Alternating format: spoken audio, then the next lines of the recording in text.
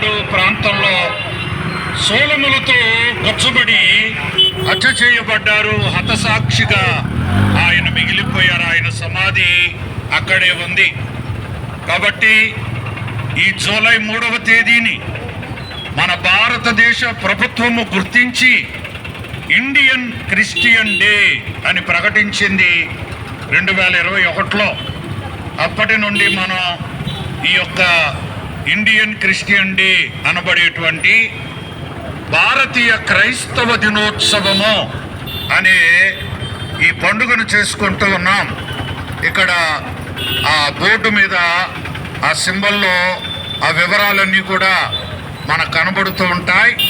కాబట్టి ఈ యొక్క కార్యక్రమంలో బైబిల్ మిషన్ క్యాథడ్రల్ రాజమండ్రి వారు ఈ కార్యక్రమాన్ని ఇలా నిర్వహిస్తూ ఉన్నారు. నేను అనగా బిషప్ డాక్టర్ విజయరాజు ఈ కార్యక్రమాన్ని ఏర్పాటు చేసి మరి మిమ్మల్ని అందరినీ ఆహ్వానించాను. ప్రార్థన చేద్దాం.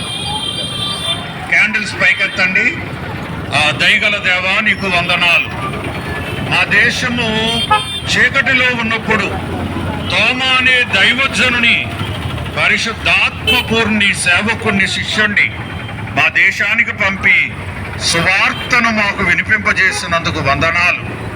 ఇవాళ ఆయన మరణ దినమైనటువంటి జూలై 3వ తేదీ ఇండియన్ క్రిస్టియన్ డేగా మా భారత ప్రభుత్వం గుర్తించింది. కాబట్టి ఈ దినాన్న ఈ ప్రత్యేక కార్యక్రమములో ఏకీభవించి పాల్గొన్న ప్రతి బిడ్డను దీవించమని, ఆ దైవజనుని ఆశీర్వాదం మా మీదను, మా సంఘముల మీదను, మా దేశమంతటి మీదను ఉంచి మమ్మల్ని వర్ధిల్ల చేయమని యేసు పరిశుద్ధ నామములో ప్రార్థించి వేడుకుంటున్నాము పరమ తండ్రి, ఆమేన్.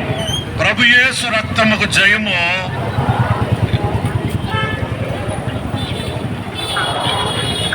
ప్రభు యేసు రక్తముకు సంపూర్ణ విజయము. హల్లెలూయా, హల్లెలూయా, హల్లెలూయా.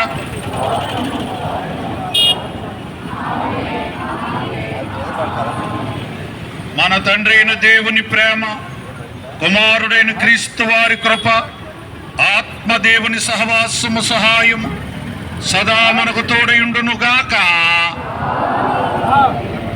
మరణాత, మరణాత, మరణాత. Happy Indian Christian day.